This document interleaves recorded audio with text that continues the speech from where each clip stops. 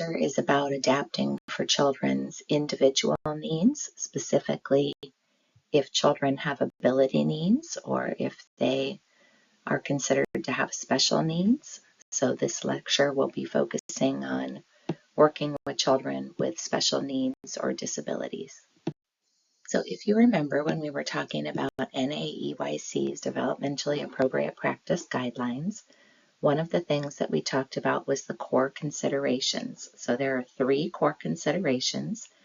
So one of them is commonality, and that is making sure to be age appropriate. So knowing those developmental milestones and thinking about what children at particular ages are likely to be able to do.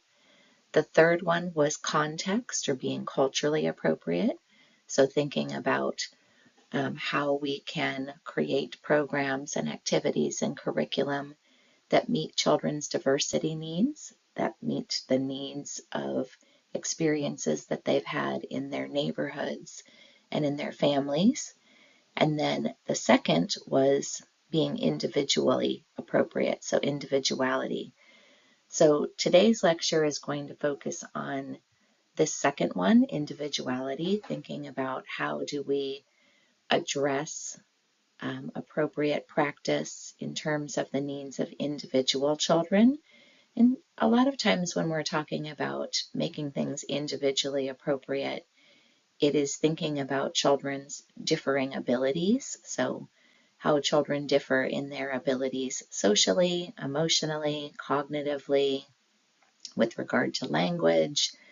So how can we create environments and activities and programs that address the needs of all children, because not all children are developmentally at the same place. We know that there's a lot of variation. We know there's also that asynchrony. So a child may be doing well socially, but may be struggling cognitively. So that's what we're going to be focusing on today, is this individuality, or the individually appropriate piece. And then for our next lecture, we'll be focusing on the culturally appropriate piece, on context, because we'll be talking about diversity issues and how to adjust our programs in that way. But for today, we're going to focus on individuality.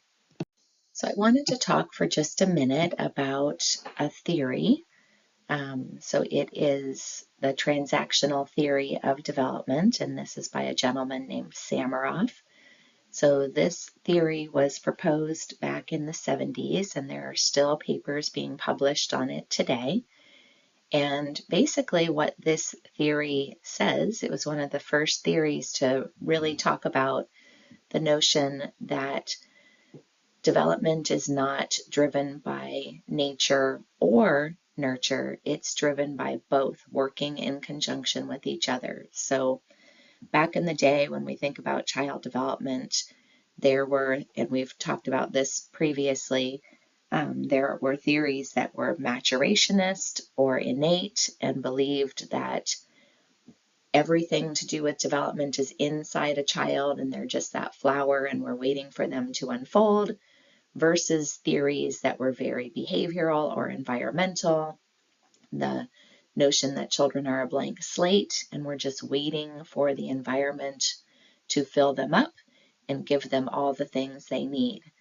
And at some point in our history as a field, we realize that this is simplistic, that it's not one or the other, it's both. So children bring innate skills into the world with them. They are fully formed humans that are capable of doing all kinds of things. And there's also an environment. Children get born into a context. They get born into families and neighborhoods and cultures and different languages and different ways of rearing children and all kinds of things. They go to different schools as each other. They live in different states. They live in different countries.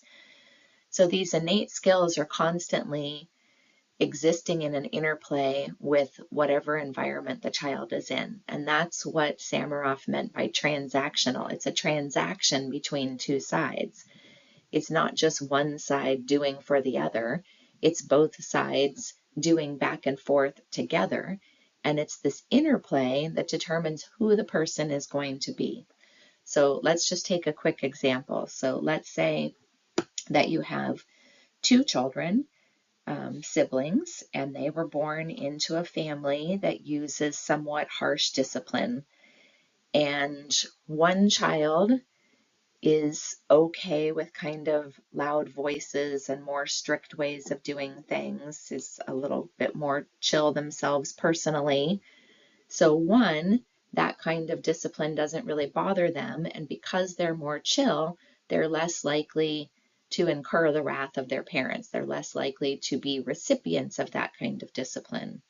Versus a child who is more sensitive, who is more susceptible to loud voices and harsh tones, and gets very upset when those things are happening and acts out behaviorally because it's the only way that they can convey they're upset with the situation. And because they're reactive, then that adult tends to be more reactive themselves and yells at the child more, which makes them even more likely to misbehave or do things that are bothersome to the parent. So you can see that over time, the child who is more sensitive is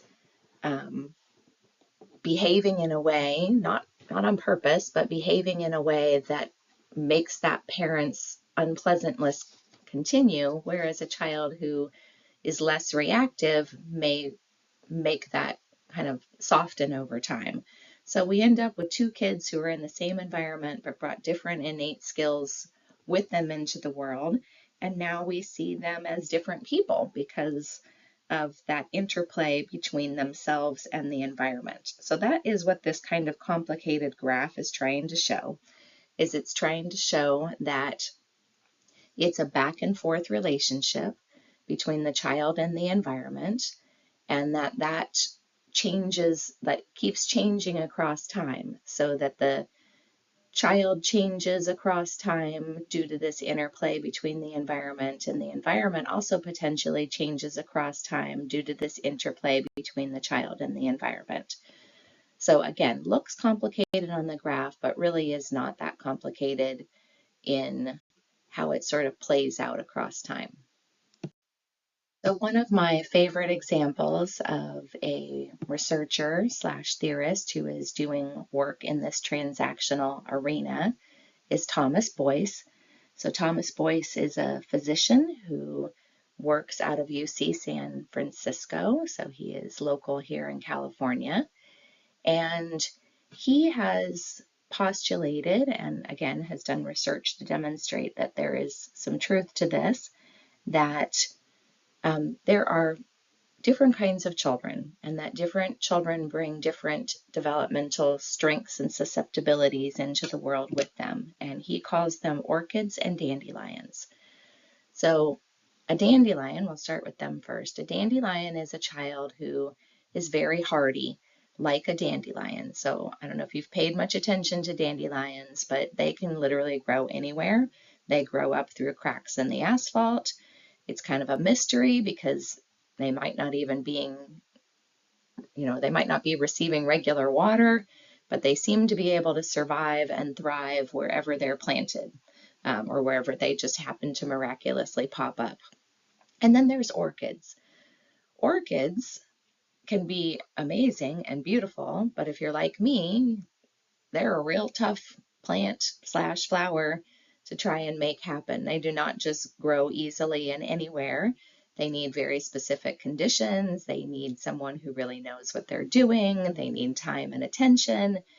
And they can, again, be beautiful. They are, magnificent flowers if you are able to create the right conditions for them. So what Thomas Boyce noticed is that some kids seem to be able to thrive no matter what the context throws at them, no matter what the environment is offering up. So maybe they didn't get great parenting, maybe they didn't get great schooling, maybe they lived in a less than stellar neighborhood, but somehow or other they still were successful, happy, not experiencing mental health issues. So kind of a mystery, right? They just seem to have kind of a strong developmental constitution that allows them to navigate multiple environments that might be less than optimal. And then we have kids that are orchids, and orchids are kids who can either turn out miraculously or maybe you're going to struggle developmentally. And the environment really seems to matter to these kids, that an orchid, if they are planted in the right environment, they are going to be magnificent. Whereas if there are things environmentally that aren't kind of working in sync with that child, you may end up with a child who has a lot more poor developmental outcomes because they're just not as able to kind of roll with the environmental punches as a child who is a dandelion can. So I would really encourage you to watch the video on this slide. It's a great TED Talk. You can, obviously Thomas Boyce is going to explain everything much better. And also this image on this slide is not just an image, it is a book. So if this is something that interests you, I would encourage you to not just listen to his TED Talk, but to also get Thomas Boyce's book. I think you'll find it very interesting. So before we move forward in talking about children with special needs, I do just want to again remind that children differ in lots of different ways. So this is going back to what I was talking about just a minute ago about DAP's core considerations. So children, we need to attend to children's differences both individually, and we need to attend to children's differences culturally. So a lot of things in this slide are more related to children's differences in kind of that cultural diversity kind of sense. So religion is a contextual piece of diversity. Socioeconomic status is a contextual piece of diversity. Race, ethnicity is a contextual piece of diversity, as is culture. So religion, socioeconomic status, race, gender, we're going to be covering those in our next lecture when we talk about attending to context or culture or diversity in that particular regard. So things that are individual differences, so getting at that individuality piece, would be disability or ability status, sexual orientation. I know in this class we're talking about younger children, but as children move into pre-adolescence and adolescence, sexual orientation becomes a piece of their individual development that we need to think about. Gender is part of children's individual differences. And then we finally see on here, we see age. So age is that age appropriate piece. So this graph represents being age appropriate, being individually appropriate, and being contextually appropriate. So we talked about age previously when we talked about knowing child development and knowing those developmental milestones.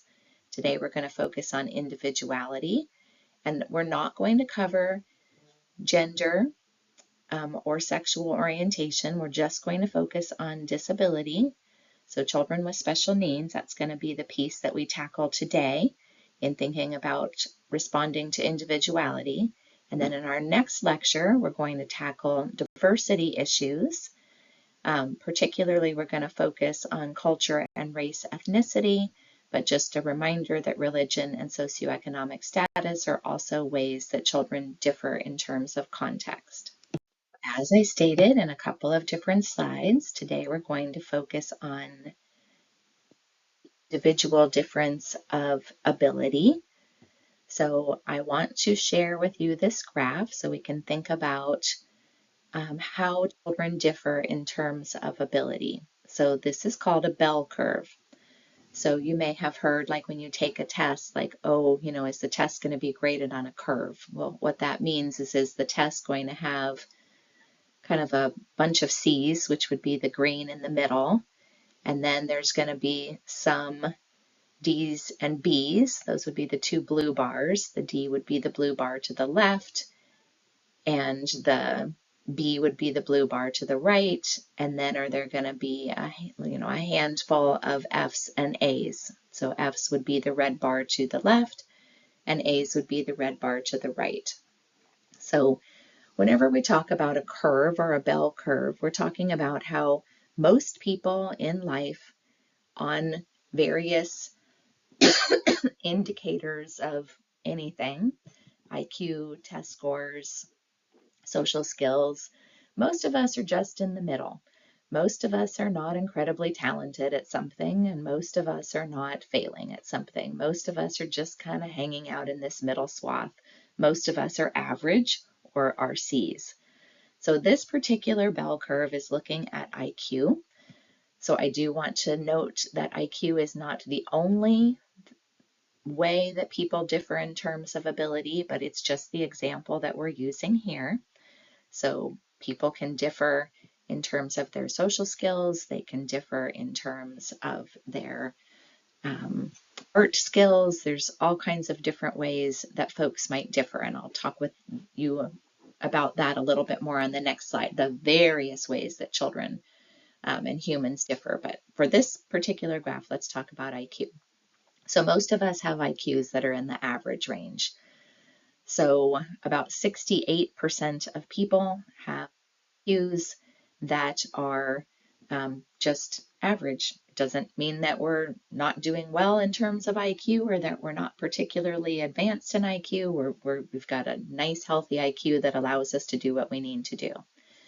Then we spread out to people who are a little bit below average in terms of their IQ and who are a little bit above average. So as you can see here where they point like bright but not gifted. So somebody who is, you know, a little bit smarter than average, has a little bit higher IQ than average, but is, you know, not like off the charts gifted.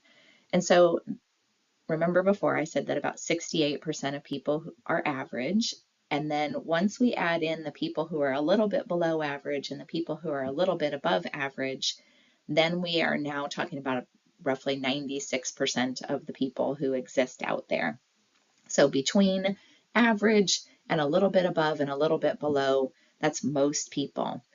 But then we also have some kids who are like crazy off the charts high in terms of IQ. And then we have some kids who are significantly below in terms of their IQ. So when we get to that red bar on the left, we'd be talking about kids who have mental retardation. And then when we're talking about the red bar over to the right, then we would have kids who are likely to be in gifted and talented education. And once we add in those two kind of outer edges, then we're capturing pretty much 100% of the population. So if you have a child who's mildly below, kind of in that blue bar to the left, they might get special education services, but they would be more minimal services. That might be a child who needs some, you know, a little bit of extra work in class. Maybe they're in a mild to moderate class. And then if we're talking about the kids in the red bar, they would likely be in a class for the severely handicapped. And then if we're talking about like bright but not gifted, those are probably like your AP and your honors kids. And then, you know, the kid who goes to college when they're 12, I would say that they are gifted and need something much more than typical education strategies can provide. So roughly about 10% of the population when we're thinking about special ed. So when we're thinking about kind of the back half of the curve, so below average in terms of IQ or potentially some other indicator of ability, roughly 10 to 12, 13% of kids need some sort of special education services, and then the rest are fine to be in general education. There's a theorist named Gardner who recognized that intelligence is more complicated than just a traditional IQ test might show. So the graph that I was showing you on the previous page was showing how children differ in terms of ability with a traditional Stanford, Binet, or other kind of IQ test, which is often used to determine if children are, as I mentioned before, either gifted and talented in terms of their IQ or experiencing mental retardation. But Gardner realized that kids might differ in other kinds of ways, that there seems to be more to intelligence than just traditional thinking as measured by these traditional IQ tests. And so he proposed that people have lots of different kinds of intelligences, and that if you really want to understand how children do in life, what kinds of abilities they have, and what kinds of abilities we could help them to develop, you need to think more broadly. So he noticed that children, some are really language smart, they talk early, have big vocabularies, express themselves very well, that some people are really music smart, they're really talented at singing or creating music, playing instruments. Some people have a lot of body intelligence, so they're really capable athletes or dancers, or they're just really good at moving their bodies. Some people are really good at interacting with others. That would be in interpersonal intelligence, where they just get along well with others. They know how to fit into groups easily. Some people are really centered and grounded and seem to understand themselves really well and have good mental health, and they're just doing well kind of internally. That would be intrapersonal intelligence. Some folks are good at math. Some folks are good at reading. So there's all different kinds of ways that we can display what we're capable of doing and not doing. And so it's just really this understanding that yes, there are individual differences, and we need to think about kind of that bell curve and how people fall in terms of those individual differences, but we want to be more broad than just traditional IQ would suggest. So before we get into specifics about what kinds of ability differences children might have and how we should navigate that in early education settings, I did want to just talk briefly about a few definitions that will be helpful. And you will notice that in the slides, I do tend to use these terms interchangeably, but there are slight differences among them. But typically people will use them kind of in conjunction with each other or kind of as meaning the same thing, even though there are these subtle differences. So typically when we're talking about exceptionality, that could be at either end of that bell curve. So that could be a child who is sort of at the top end of the bell curve, who is doing better on a particular skill or ability than other people or other kids. But it could also be a child who is doing more poorly than other children at the other end of that curve. So they are exceptions to the rule of average. So if you remember looking at that bell curve, about 70% of people are right in the middle, and then we capture, about 95% of people when we're adding in sort of the next two bars, the blue bars. So for the most part, people are kind of the same as each other or kind of hanging out in the middle. But then we have those exceptions, those kids who are either at the high end or the low end on any particular given skill. And so they would be exceptions to the rule, or they would have exceptionality. So exceptionality really does cover kids who are below the curve and kids who are above the curve. So when we talk about disability, so disability is kids who are below the curve. And these are kids who have an identified disability. So they have been formally diagnosed as having a particular kind of disability, and as a result of that formal diagnosis are likely receiving special education services or other kinds of services. So on the next slides, we are going to talk about different kinds of disabilities that children might be diagnosed with. So I'm not going to go into that right now because that will be the next couple slides coming up, but just know that that's a child who's been formally identified and has a diagnosis. So we can also talk about special needs. So special needs is a little bit more broad than disability. So kids with special needs may or may not have been diagnosed. So in particular, when we're talking about very young children, we don't always diagnose them right away because sometimes special needs that we notice might remedied by early intervention. So maybe there is a child who is behind in their physical skills or their cognitive skills or their social emotional skills. And we recognize that the issues that that child is having, the challenges that they're experiencing, are something that is worthy of intervention or special services, but we're not quite ready to put a formal diagnosis on yet, because we know that very young children in particular often are able to overcome challenges with appropriate intervention. So we might say that that child has a special need. They might have a developmental delay, so they're just delayed a little bit, but let's see if they can catch up before we put a formal diagnosis on. Also, sometimes it's just very hard to diagnose very young children because they change so quickly, or something that seems concerning at one moment in time might not seem concerning at a later moment in time.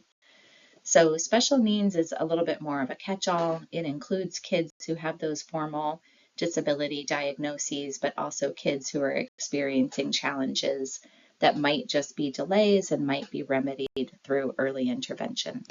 There are many different types of exceptionality or special needs that children may have, so I just wanted to give you a little bit of information on this slide in terms of what you might be looking for. So you may encounter children with physical disabilities, and this could be neurological, musculoskeletal, or health concerns. So musculoskeletal would be things like cerebral palsy, health concerns, or asthma and diabetes.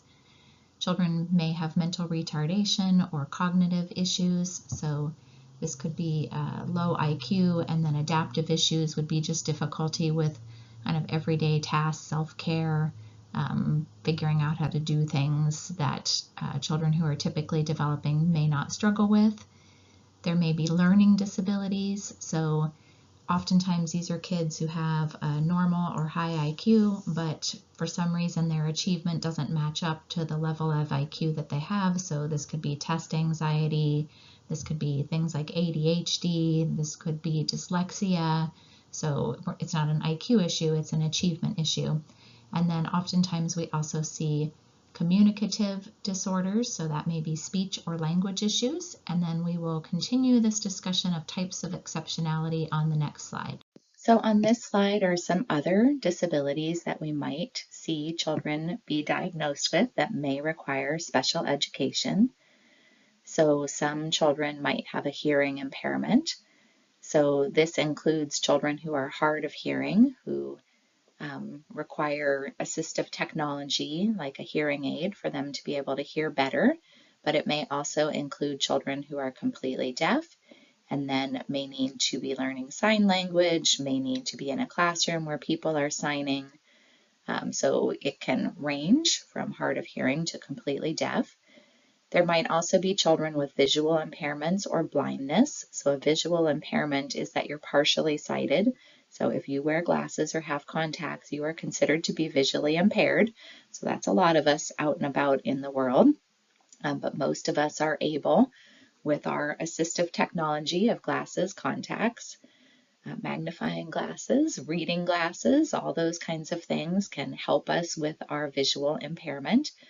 Some people may need things more significant. They might need to have a mechanism that reads for them or produces more light.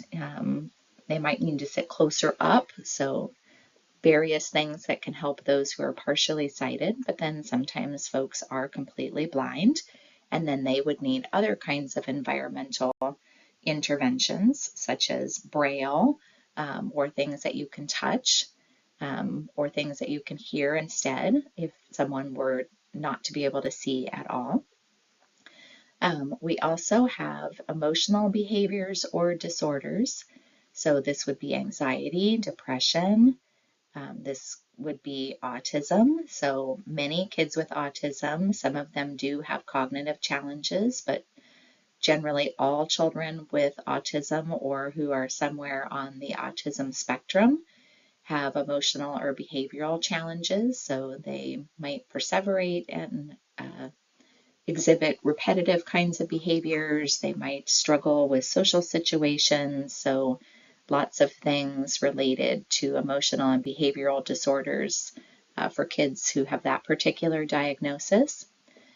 So remember I talked about before sort of special needs versus a disability. So this next one, developmental delay, is tapping more into that special needs kind of definition. And it also is reflected on the graphic to the right of this slide. So sometimes kids, again, haven't been diagnosed yet, but we recognize that there is some sort of need that is outside of what is considered to be the average child. So sometimes kids have delays in their cognition, their thinking skills. Sometimes kids have language delays. Sometimes kids have motor delays or social skills or adaptability delays. So adaptability would be kind of functional day-to-day skills, which we'll talk about more on some upcoming slides. Some kids kind of struggle with their fine motor skills. When my son was in kindergarten, there was a little boy who just really struggled to use scissors. He had a hard time figuring out how to hold them correctly.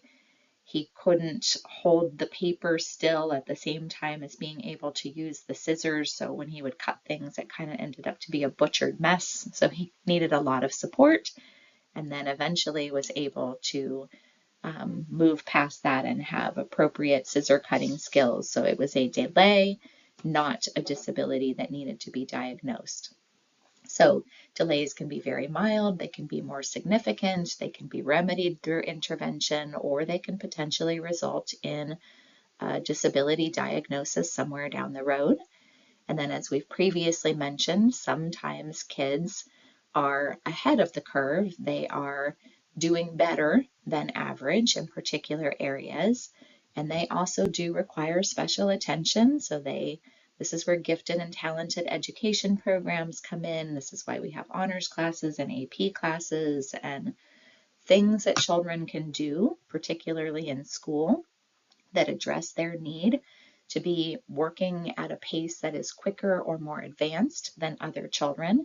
So we're not really going to focus so much in the next slides on gifted and talented, but I do want you to remember that when we're thinking about ability differences, we do need to work at both ends of the continuum. We don't just want to focus on kids who are ahead, and we don't just want to focus on kids who are behind. We want to make sure that all kids across the whole bell curve, the whole continuum of ability, get their needs met. So on this slide, I wanted to talk briefly about our history as a country in serving children with disabilities or with special needs in school. So in our current time, we are legally obligated as a country of citizens to serve children at both ends of the disability continuum, and particularly focusing on children who are at the lower end of the continuum, but we are legally obligated to provide children with school services. So you can't shut the schoolhouse door to certain groups of kids. Everybody gets to come and be served, but that was not always the case in our country. So prior to 1975, schools did not have to educate children with special needs or children with disabilities. They could absolutely say, sorry, we don't do that.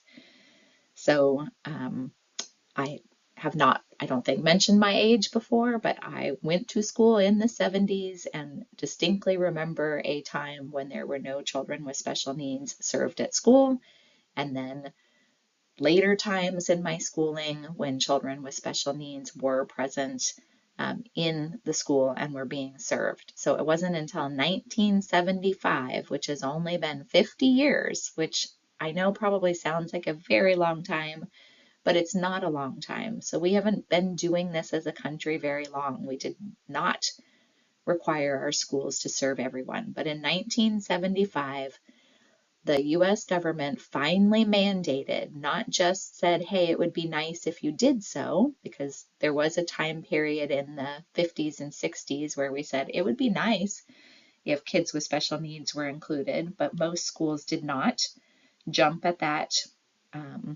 suggestion or any financial incentives that were provided. Most schools did not serve children with disabilities until it was a law, it was a rule in 1975 that every child in the United States should have access to a free and public education that meets their personal learning needs. And the other thing that the law said in 1975 is that you can't just shove children into classrooms by themselves who have disabilities. You have to do your best to put them in what's called a least restrictive environment. So a least restrictive environment is, let's think about where that child really needs to be. So a child with a speech delay does not need to be in a special education classroom. They can absolutely be in a general education classroom with peers who do not have speech and language issues. That would be least restrictive environment, because for the most part, they're doing fine with everything else. Whereas maybe a child who has severe cerebral palsy, that might not be as an appropriate fit for them to be in a general education classroom without much more significant supports and services. And so maybe a moderate to severe classroom or a mild to moderate classroom might be a good fit for that particular child. But not just taking all kids with disabilities and putting them in one place, thinking about what the best place for them might be. And so that notion of least restrictive environment got modified a little bit in 1986. And so in 1986, because obviously a lot of schools, well, not obviously, but in reality, a lot of schools were not implementing least restrictive environment. They really were just sticking kids with disabilities all in the same rooms together, regardless of what the child actually needed. So the government had to step in again in the 80s and said, hey, you have to do least restrictive environment, and we're going to kind of give it a name change. We're going to call it inclusive education. And that means that children with disabilities get to be included in general education classrooms unless there's an absolute, really important reason that they should be in a classroom with other kids with disabilities and not in classrooms with kids who do not have disabilities. So we're going to spend quite a bit of time on the next slides talking about what inclusive education is and what it looks like, so I'll save that for there. I also want to note in 1986 that a law was passed that said that you cannot just wait until children are in school, so kindergarten, first grade, and beyond, to serve children with special needs or disabilities. You need to also serve infants and toddlers and preschoolers. So infants and toddlers are typically provided intervention services in their daycare programs or in their family homes. But once children turn 3, so once children are 3 through age 21, then they get served by the public school district. So I know public school districts don't start serving children until they're 5 or 6, who are typically developing, but if a child has an identified special need or disability, then they would be served as early as 3. And also at the other end, we stop serving children typically in public school when they're 18, but if a child has a diagnosed disability, then they would be served until they're 21. And then just to kind of throw in there, in 1990, the law, which was originally called in 1975 the Education of All Handicapped Act, was renamed the Individuals with Disabilities Act, IDEA, and that's what we're still using today. So on the next couple slides, I'm going to give you a definition of inclusive education, and then we're going to go into different strategies that inclusive educators use to make inclusive education work. But let's first just give kind of a general definition of what it means to be inclusive. So inclusive education is considered to be the least restrictive environment. And then you can see on this graph, we go up to environments that are more and more restrictive. And basically what we mean by least restrictive is the most access to kids who are typically developing for those who have disabilities. And most restrictive would be the least access to kids who are typically developing for those who have a disability. So inclusion is, as much as we possibly can, having a child in the general education classroom. So all kids served in one classroom together. Now, this does support and other collaborative professionals. So I have worked in preschool classrooms that had typically developing children and had kids with speech issues and had kids with severe cerebral palsy and spina bifida. And those kids are folks who came and helped them also. So they had paraprofessionals that helped with their physical movement needs, and speech therapists would come in and work with the kids who had language issues. And so rather than having kids go out, we had people come in so that those kids could be in the general. So that would be inclusion, would be you're just there with everyone. In-class support would be what I was just mentioning, where folks help to make those placements work. And that means that sometimes those kids are doing things with their helper or with that therapist who comes in while they're in the classroom with the rest of the children. Sometimes we have kids go out. So sometimes kids leave and go to a resource center for a little bit. So maybe they might go for a little snippet of the day to speech services. Sometimes kids are in self-contained classrooms. So this might be if there is a classroom on your school ground that is a severely handicapped classroom where kids are not in the general education classroom, they are in a self-contained classroom of their own, but still on a campus with general education classrooms. That would be self-contained. Sometimes there are schools that are just for children with disabilities or special needs, and that can either be a public school or a private school.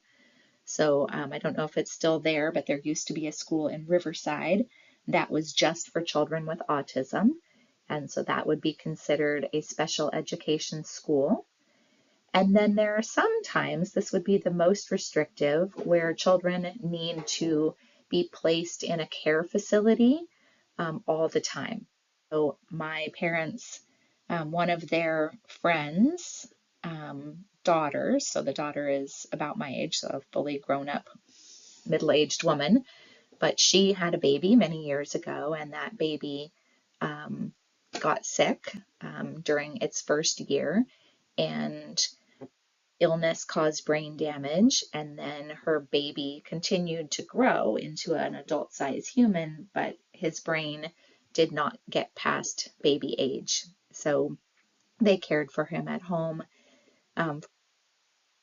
special education classrooms, and eventually his care required more substantial time and ability. And so he now lives in a residential home near his family where he can have the treatment that he needs. But that would be considered to be most restrictive. So again, this graph goes from least restrictive, being in a general education classroom with children who do not have disabilities, all the way up to being in a residential facility only for folks with disabilities. So as noted on the previous slide, inclusion means that, so again, the bottom of that pyramid, so truly being inclusive means that children with and without disabilities are all in the same classroom together. So it can include people coming in, it can include children temporarily going out, but generally children are all in the same room together being educated together. So the trick is to make sure with inclusive education is that when we're providing these services that everyone gets their needs met, that children without disabilities are getting their needs met, that children with disabilities are getting their needs met. So everyone is educational goals set for them that they're able to achieve through the environment that's being provided. So successful inclusion, this was taken from your textbook, this third bullet, requires access to the learning environment and curriculum, participation in activities and routines, and adequate support for teachers. So everybody has access to every piece of the learning environment. So later in this lecture, we're going to talk about some barriers, and sometimes that is a barrier, is that just even in terms of physical ability, children might not have equal access to the environment and the curriculum, that everyone gets to participate in the same activities and routines. So we're thinking about how to create activities and routines that allow everyone to participate. We'll be talking about that when we talk about different strategies that you can use in inclusive education, and that teachers are supported, that teachers get to work in collaborative teams, that teachers and therapists and paraprofessionals are all working together to make sure that this kind of education works well. So when I was in classrooms that were inclusive, the reason they worked well is because everyone really did work as a team. So everybody met, therapists worked with the kids that they were assigned to, but they also worked with all the kids when they came. Paraprofessionals, the folks who were assigned to help a particular child with their special need, were willing to help other children and worked hand in hand with the classroom teachers who sometimes, knew some about children with special needs, but maybe not as much as those specialists. But everybody was in conjunction trying to figure out how to make this scenario work for everybody in the best way possible. So on the next slides coming up, we're going to talk about various strategies that educators can use in inclusive classrooms or in inclusive education. So we're going to talk about developing goals and objectives, specifically IFSPs and IEPs. We're going to talk about differentiated instruction, universal design, the use of person-first language, and how to engage on authentic assessment and appropriate screening. So let's first talk about developing goals and objectives, or an IFSP or an P. So IFSP stands for Individual Family Service Plan, and IEP stands for Individual Education Plan or Program. So an IFSP is for children who are ages 0, 1, and 2, and then an IEP is for children who are ages 3 to 21. So if you remember before, I was saying that once children turn 3, if they have a disability, they're served by the public school district. And if they are under 3, they are served either at their daycares or through their family homes. So that's why for very young children, we have this individualized family service plan, because it is developed in conjunction primarily with families, because that is the primary space that very young children exist in. And then once children turn 3 and they are served by the public school district, it is an individualized education plan or program, and that is primarily developed by the school with consultation and inclusion of the family. So IFSPs and IEPs do 2 primary things. One, they create goals and objectives for children. So they lay out where we would like to see children head. So if a child needs to work on their speech skills, that would be a goal and objective. If they need to work on their social skills, if they need to work on their cognitive skills, those would all be things that we would want to include in one of these plans, sort of where we would like to see children go. I do want to note, this is the third bullet, that particularly for children with special needs, sometimes they struggle with skills that are referred to as functional and generative. So functional skills are the kinds of things you need to be able to just navigate the world around you. So a functional skill would be getting dressed and toileting.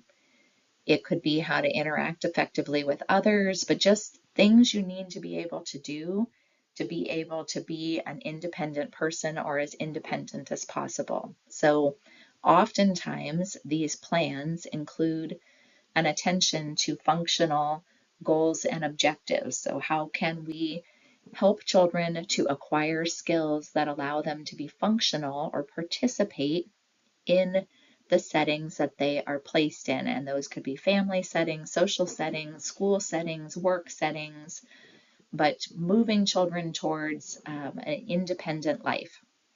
Another thing that we often address with children with special needs is something called generative skills.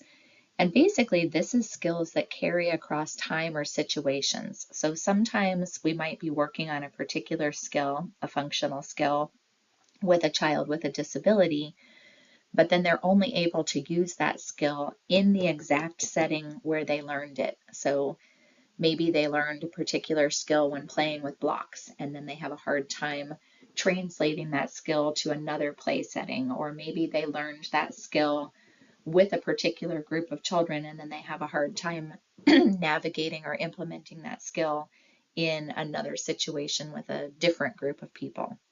So we don't want to just give children functional skills. We also want to give them generative skills that they can carry forward to other settings and situations and time periods. So goals and objectives, big part of developing an IFSP or an IEP. Another part of IFSPs or IEPs is thinking about what kinds of things we could do to help children get to the places that they need to be. So it's not just enough to say, I want the child to speak 10 words by the end of the month. You need to also have some ideas of how you might make that happen. So what are some activities you can plan? What are some opportunities that you can provide? So it's both a document that relays goals, but it's also a document that relays ideas for how to make these things happen. So another thing that we should do when working with children with special needs or children involved in the special education system is to utilize differentiated instruction. So differentiated instruction is actually something that can be used both to account for individual differences as well as contextual or cultural differences, but we'll talk about it here because it's primarily something that we refer to in thinking about special education. But differentiated instruction is really just thinking about who are all the kids in my classroom and how can I create opportunities that meet the needs of everyone. So how can I create activities and opportunities both for children who speak English and children who do not? How can I create opportunities for kids who are ahead of the curve and kids who are average and kids who are behind the curve? So maybe when I'm reading a book, I pictures and it has words and I read the words and maybe I provide some extra words. Maybe I allow children to both, if I'm asking questions about the book, I give opportunities to verbally answer. I give kids opportunities to point at things. I give kids opportunities to just hold up a stick to show that they understand something. So maybe like I'm reading a book and like brown bear, and when it's time for the purple horse, there are some children who have little purple horse sticks and they get to wave the purple horse sticks to participate in that way. But it's thinking about how to have different opportunities for children to gain entry into activities and to show that they understand what is happening in the classroom. So on the next slide, I'm going to show you some particular strategies that utilize differentiated instruction. So here are some things we can do that would be considered to be differentiated instruction. So the first one is really thinking less about kind of learning in the traditional sense and more about children's behavior, because sometimes children with special needs exhibit challenging behaviors. So it's really important with any child, but children also who have disabilities, to think about how to utilize natural and logical consequences. So a natural consequence is something that happens naturally if you do something. So if you hit your friend and take their toy, the friend may also hit you and try to take the toy back. Or if you hit friends all the time, friends may not want to play with you anymore. They might be reluctant to play with you.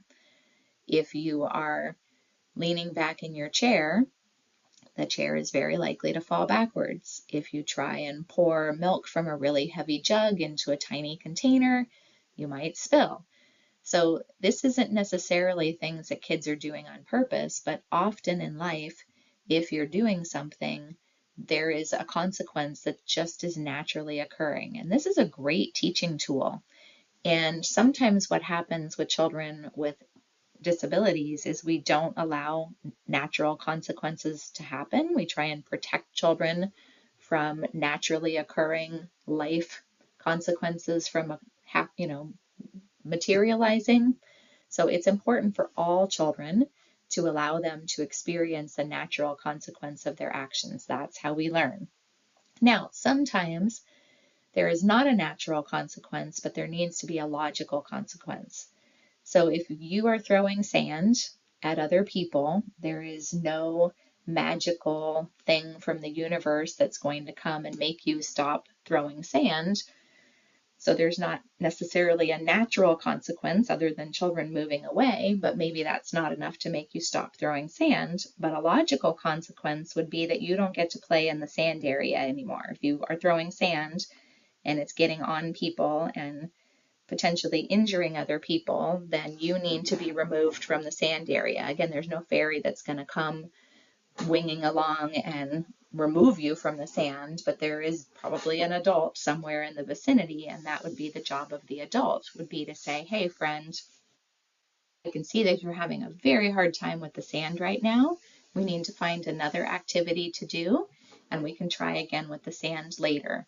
And again, all children need to sometimes have those logical consequences implemented for them, because that's also a learning tool. If I do that, then A, B, and C are likely to happen. So we want to make sure that we're treating all children the same within their developmental limits, but using natural and logical consequences with all of them.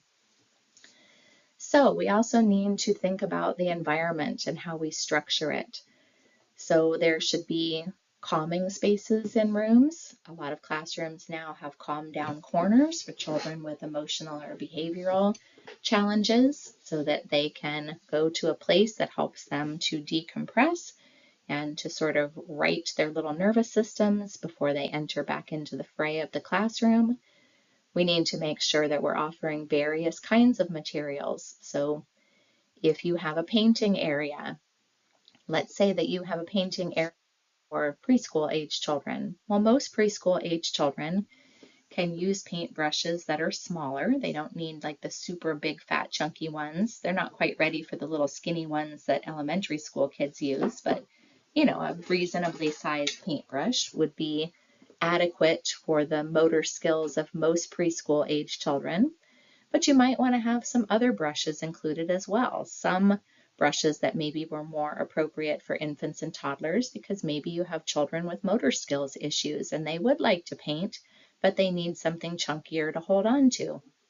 Or also have a couple smaller brushes for children who have very advanced fine motor skills and might want the opportunity to paint with something tinier to, hold that brush with a little bit finer grain.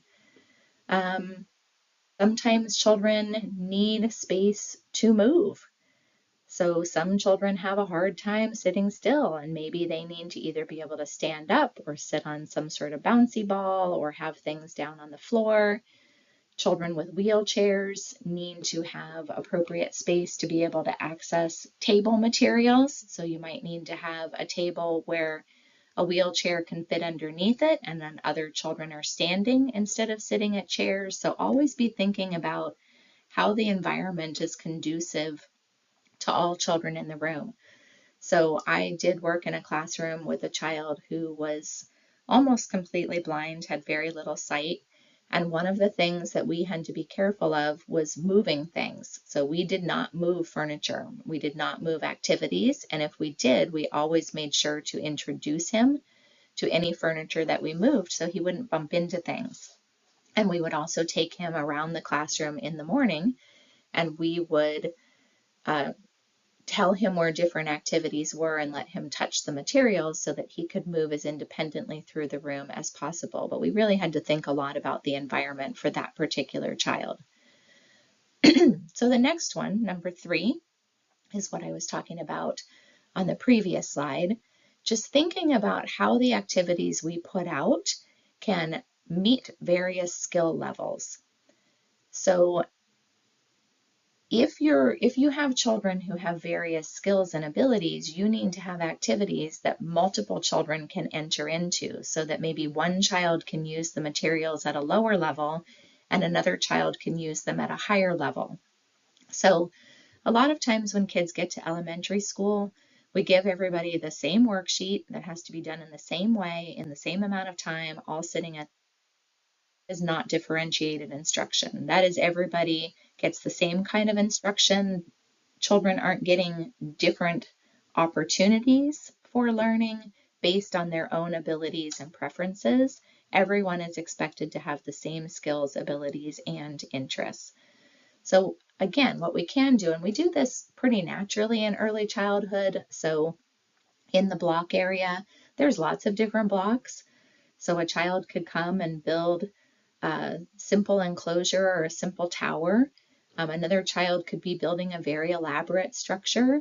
Sometimes we offer animals or cars or vehicles, and so a child who has more advanced verbal or cognitive skills could create a structure that houses the animals or the people or the vehicles and then do pretend play around that, while another child might just be, again, building a more simple block structure that doesn't include that dramatic element.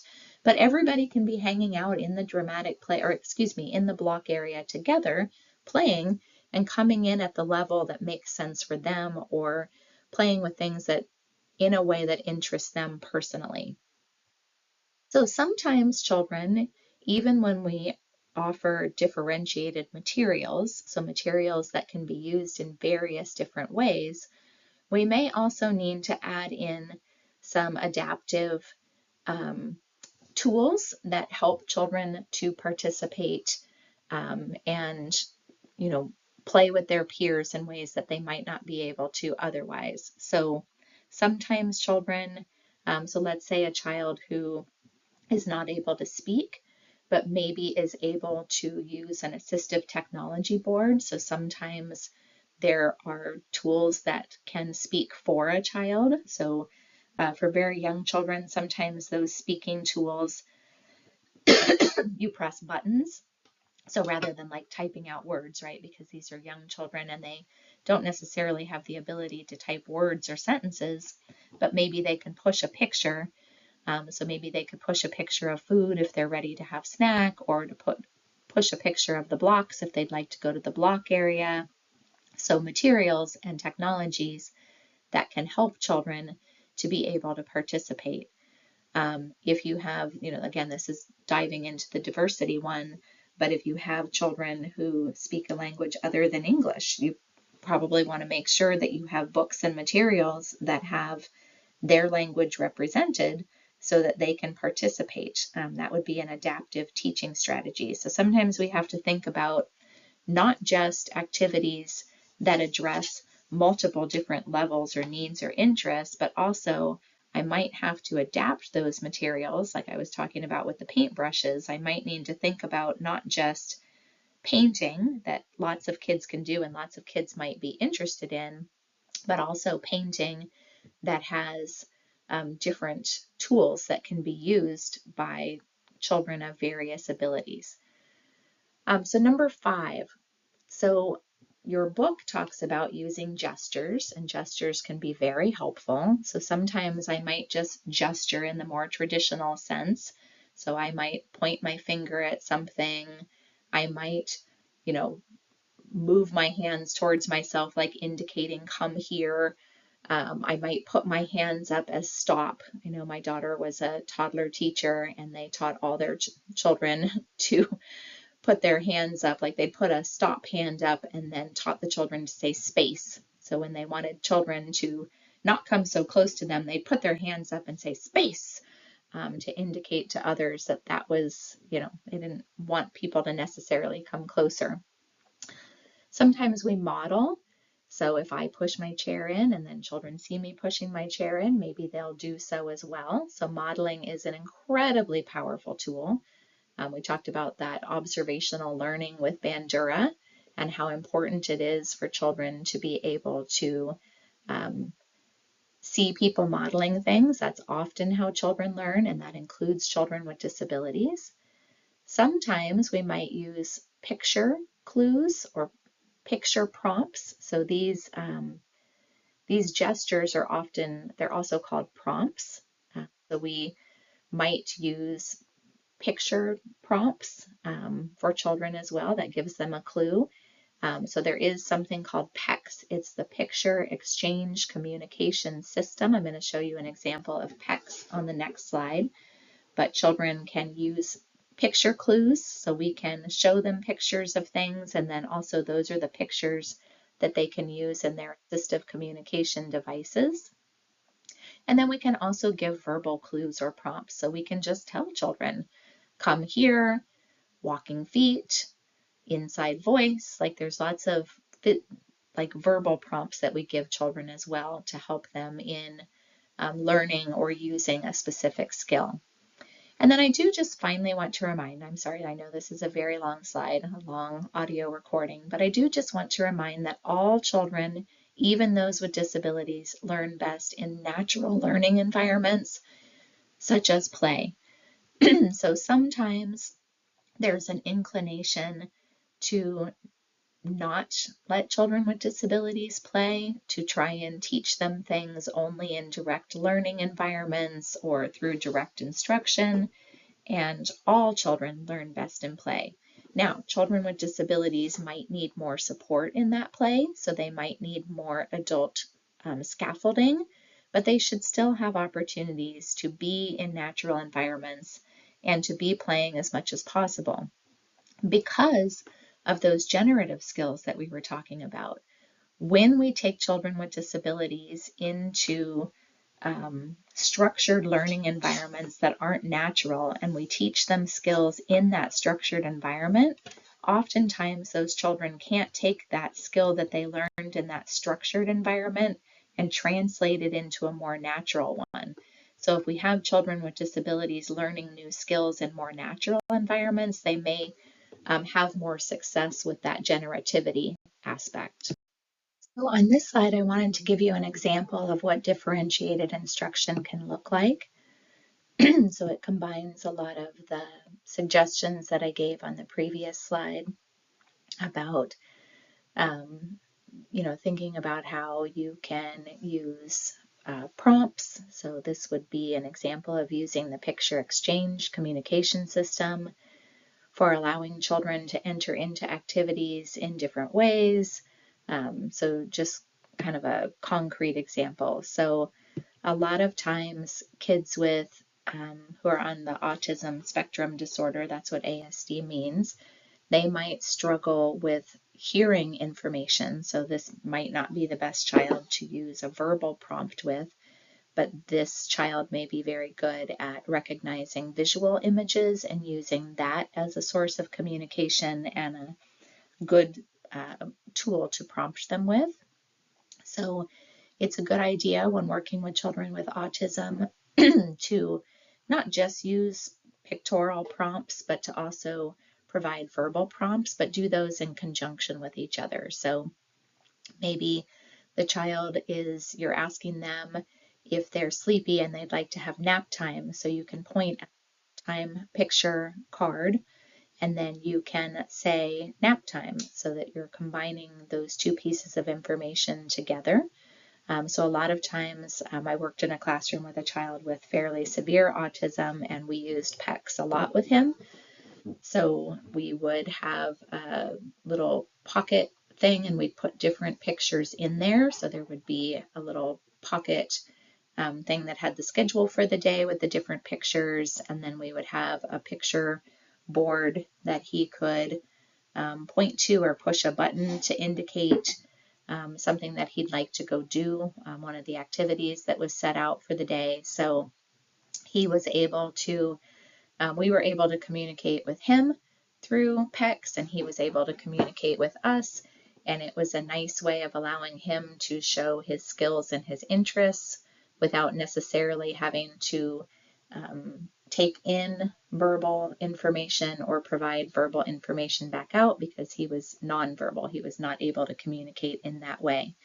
And PECs are great because they have both like tangible things like the sandbox or the swing, but they also have things that you might be interested in doing, like reading or taking a nap, and then things you want, like you want to eat, or you want to be held, or you want to be talked to, or all the different desires that children might have also.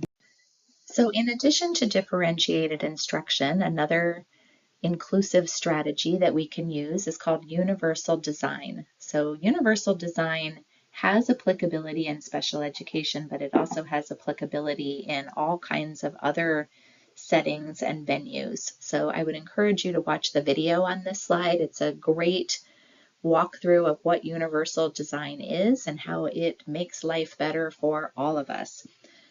So basically what universal design does is think about what's a way that I can design an environment or an experience that allows everyone to participate.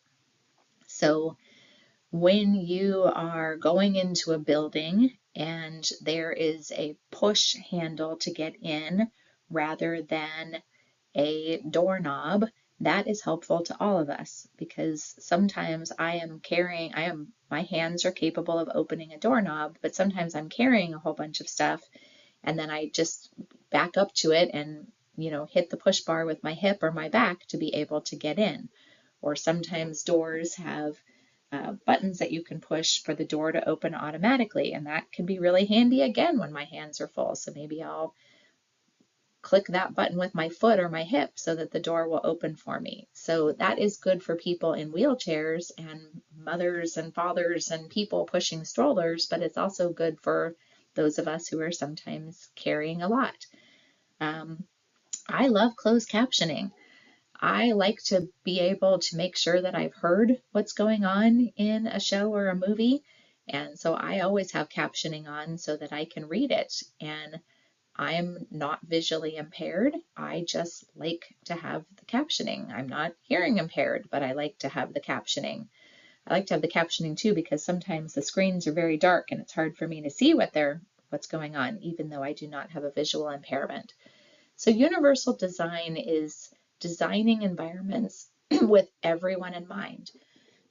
So when I was talking earlier about having tables that can be lowered or heightened, that is good for everyone. That's good for people to be able to sit at that table with a chair. It's good to be able to move the table up when there's a child with a wheelchair, and then other folks can stand. So thinking about how we can design things in a way that is applicable to all. So when we get to the barriers a little bit later, we'll talk a little bit about playground stuff. Playgrounds are places where we can incorporate universal design so that everyone can come play, not just kids who are able-bodied. So there's a little bit of debate about this particular strategy, inclusive strategy, in today's world, but generally it's a good idea to use people-first language. So the idea here is that we are more than our descriptor. So you've seen pictures of me, but I am a woman with red hair. I could be described as a red-haired woman, but there's a lot more to me than just being redheaded. So it's probably more accurate to say that I'm a woman with red hair, because that implies, or I'm a person with red hair who is a woman, because that implies that I'm more than just those adjectives. So many times when we're referring to people with disabilities or cultural differences, it's respectful and sensitive to talk about the person first and then talk about their descriptor second. So you can see here on the little graphic that says person first. So rather than he or she is disabled, a person with disabilities, an autistic student, a person with autism, a Down syndrome child, a child with Down syndrome. Now, I will say that in certain communities, the deaf community and the autistic community in particular, people are pushing back against this a little bit and saying, I want to be known by my designator. That is something that does define me, and I would like people to recognize. And so some people prefer to be called an autistic person or a deaf person rather than having that designator come second. And really what my advice to you would be is to ask people how they would like to be referred to. I know that right now there's a lot of hubbub about referring to people by their preferred gender pronouns, but in my mind, calling people by what they'd like to be called by is a personal right and really none of my business. And if, to me, it's like a nickname. If my name is Amanda, officially, I go by Mandy at home. I like to be called Mandy by my friends and family, and I think it would be odd if I said, please call me Mandy, and they said, no, your name is Amanda, and I'm going to call you that. So really the main rule of thumb is to call people by what they'd like to be called. And, it really doesn't matter what we think somebody should be called. What really matters is what they would like to be called themselves. So it's not a bad idea to use person first language if you don't know, because that is probably the most respectful default, but it is always important to ask people and to pay attention to particular communities and what they would like to be called. And I think just, in general, another piece of this slide is just thinking about how to treat people with sensitivity and respect. And that would be all people, and make sure that you're, being informed about who you're interacting with and how they would like to be interacting with you. So finally, in terms of inclusion strategies, I'd like to talk a little bit about assessment, and then we're going to segue over to talking about pros and cons to inclusion. I just want to preface that by saying that inclusion is a good thing to do and there is research to support it. It just has to be done well. So the cons are really just about how can we do it well, because it's not always done well. But to finish out our strategies for inclusion, let's talk for a moment about assessment. So first, I wanted to talk about how assessment should be authentic and appropriate, and that the products of assessment can be diverse. So I did pull out a quote from your book. So that says, as a teacher is reading a story, he stops occasionally to ask questions. The purpose of asking questions is so the children can demonstrate what they have learned, or the product of the assessment. He asks some children to recall the events of the story and others to predict what will happen next. One child may even be asked to simply point to an illustration of a character in the story. Josh takes each child's level of literacy into account and targets their engagement to successful participation and extended learning. So this is a great example of authentic assessment. So this teacher is not pulling a child aside. They are not pulling them out of the context of the story. So they're not reading a story and then having them come over to a table to answer questions about the story, because that would be not very authentic. It wouldn't really be happening in the context of reading the story and in that more natural learning, play-based environment. And that's what authentic assessment is it's assessing people where things are happening, not pulling them aside for some standardized test or interview after the fact.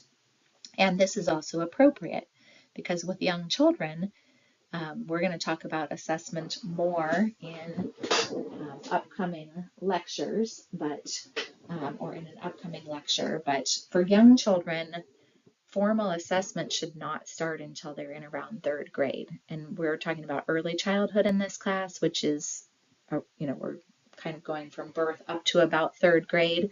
So really, we're not talking about children in this class that should be assessed in a more structured, standardized kind of way. We want to do appropriate assessment, which would be in the context of play, through observation, through asking questions while children are playing.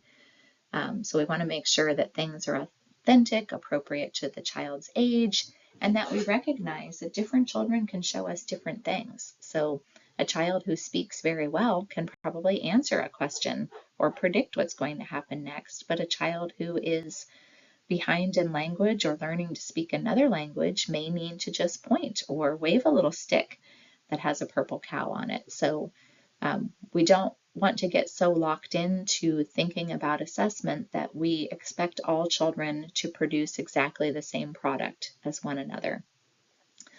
So another thing that I wanted to mention about assessment is that assessment is something important to do, not just after we've taught children something, but also as a way to screen and see what children need.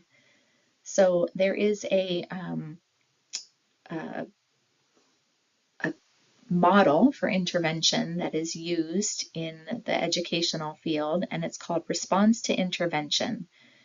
So basically, when we're talking about response to intervention, it is saying that we should always be keeping an eye out and screening all children to make sure that they're getting what they need.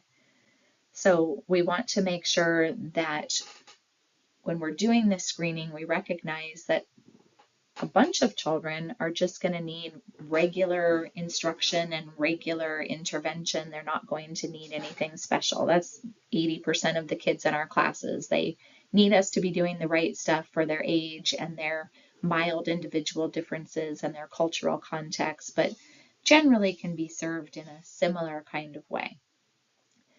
But what this screening can do is show us that there are some kids who need more targeted or intensive intervention. So about 15% of kids need to have more targeted intervention, so they need more support with their behavior, they need more academic intervention, they might need us to intervene in terms of their motor skills.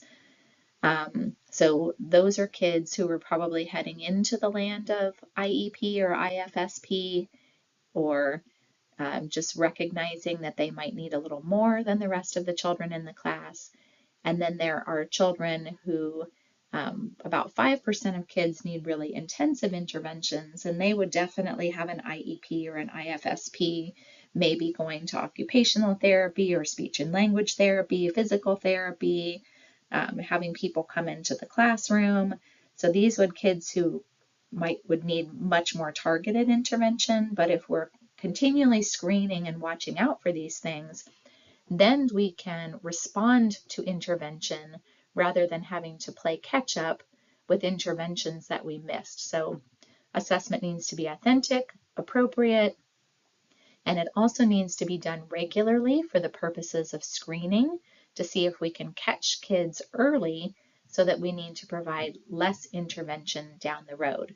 Now, I do just want to briefly mention that when we get to talking about guidance in the upcoming lecture, we will be talking about the Sisyphal pyramid model, and I just want you to know that the Sisyphal pyramid, which we will be talking about later, is an example of response to intervention. So as I mentioned on the previous slide, on the next few slides, we're going to be talking about the pros and cons to inclusion. So again, just a reminder that there is much data to show that inclusion is positive and a good experience for children, and truly the way that we should be trying to educate young children with and without disabilities.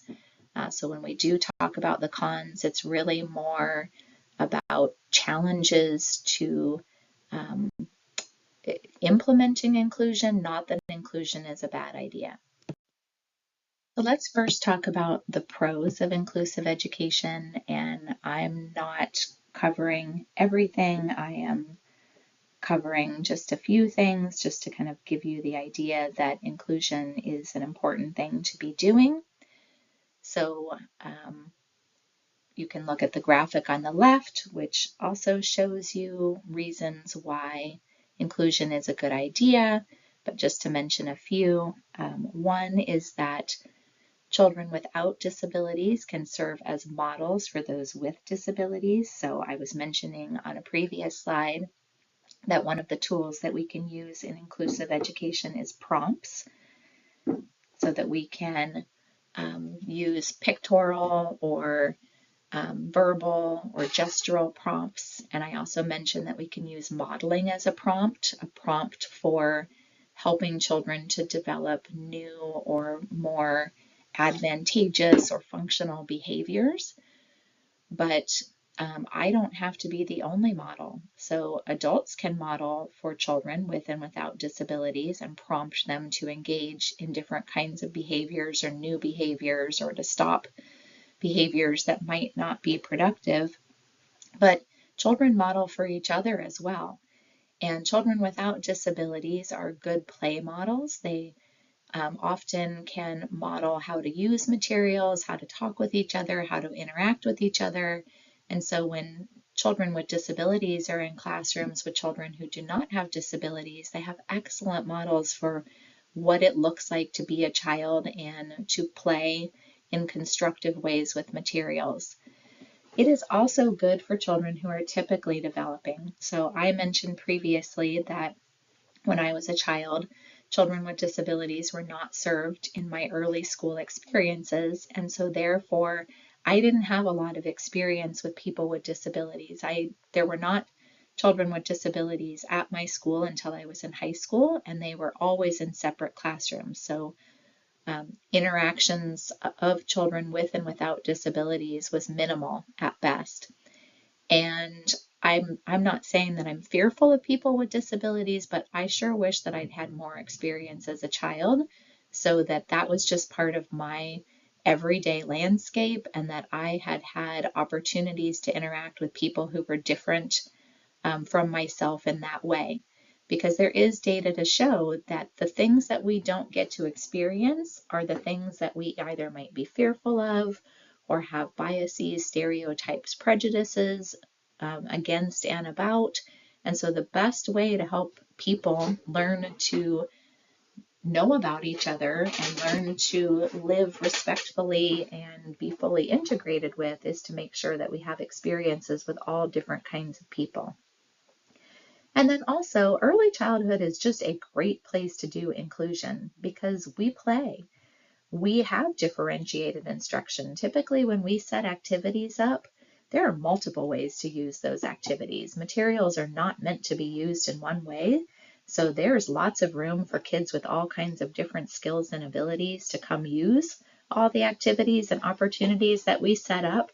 So we are just uniquely positioned to be a great place to do inclusive education, because that whole long slide when I was talking about differentiated instruction, we tend to just do that as a system and as a way of educating young children that many elementary school situations do not. So we are the perfect place to do inclusion. It's also important to be realistic and realize that there are some barriers. These are not barriers that can't be overcome, but there are considerations that need to be taken into account when deciding whether to provide an inclusive program or not. So on this slide and the next slide, we'll talk about some of those barriers or some of those challenges that need to be met. And one of them, honestly, is just staff attitudes and abilities. So one, a lot of teachers have not been trained to work with children with special needs, so they just may not have the skills and abilities that they need to be able to do that effectively. So that is a problem in and of itself, and then sometimes that problem of not being prepared or being uncertain makes teachers reluctant to have children with special needs in their classroom. So we've got kind of a two-pronged issue. We've got teachers who may not be trained well enough, and then also teachers who, for whatever reason, may be uncomfortable with having children with disabilities in their classroom. So we definitely need to make sure that teachers in their pre-service lives, when they're getting their degrees and their coursework done, that they have coursework related to children with special needs, and they also have opportunities to practice working with children with special needs, so that they can come into their professional lives as prepared as possible. It can also be expensive. A lot of centers and schools and family daycare homes aren't set up to be able to effectively include children with special needs. They may not have playgrounds that are fully accessible. They may not have the specialized staff. They may not have created those collaborations, so they don't have access to paraprofessionals and different kinds of therapists. So that's why it's really important to partner with an agency in your area that serves children with special needs, so you can get plugged into those kinds of support services that will be important. In our area, it's Inland Regional Center, or IRC. So important to get hooked up with that kind of facility so that that piece doesn't become a barrier. And then also making sure that once you have put in that expense and staff are ready, that you really are looking around the environment and making sure that it is truly accessible and that you are willing to do what you need to do to modify things. So putting that money into that playground, looking around the classroom and making sure that tables can be adjusted for a wheelchair to go underneath, or that you are providing instruction that meets a variety of modalities. So you're providing things visually and in an auditory way, and so that we're really thinking about what all of the different needs that children might be bringing into the classroom with them. Without appropriate training and adequate support staff, so paraprofessionals to help children who have feeding issues or adaptive equipment, somebody who is hired to help take care of those kinds of things for that child. Also different kinds of therapists, occupational therapists, physical therapists, speech and language therapists. It really can be a challenge to meet the needs of all of the children in the class. If you really don't know what you're doing, if you haven't had good training, more than just one intro to special ed class in college, or again, the adequate support staff. So this really is one of the barriers, but it's workable. When I was a graduate school going to Purdue University in Indiana, we had inclusive programs, and they worked fabulously. And they worked fabulously because we had teachers who were extremely well trained. We worked directly with our local agency. It was called GLASS, Greater Lafayette Area Special Services, and we had a caseworker who was assigned to us to help us think about how to navigate challenges for the children in our classroom, both those with and without disabilities. We also had fabulous support staff. We had a speech and language program at Purdue. The interns would come and work with all of the children in the classroom, not just children with identified speech and language issues. We had access to occupational therapists and physical therapists. Children who needed it had a paraprofessional. So there was one child who had a G-tube to eat, so it's basically a tube that extends into your stomach, and she was there to help monitor making sure that the dressings were clean, keeping that child engaged at snack time because he wasn't able to eat. So that kind of support, and really being a whole system, we were able to more than adequately meet the needs of all of the children in the classroom, both those who were typically developing and those who had special needs. So it is possible, but it does require effort and planning and folks who are able to work together effectively for it to be able to work in the best way possible. So finally, I just want to wrap up with saying that if we can move past those barriers talked about on the previous slides and truly embrace inclusive education, it can be an amazing thing, and all these things can happen. So students are participating together, children are learning together, everyone gets an opportunity to develop relationships that are meaningful and connected. People are behaving in ways that are collaborative and respectful and accepting and honoring of diversity, that everyone is expected to do their best and to succeed and to have the skills and abilities that they need to have meaningful adult lives, and that we are a part of that we are providing high quality instruction, that we are intervening when necessary, that we are supporting as appropriate. So just a little plug for the magnificent ability of inclusive education to provide for all.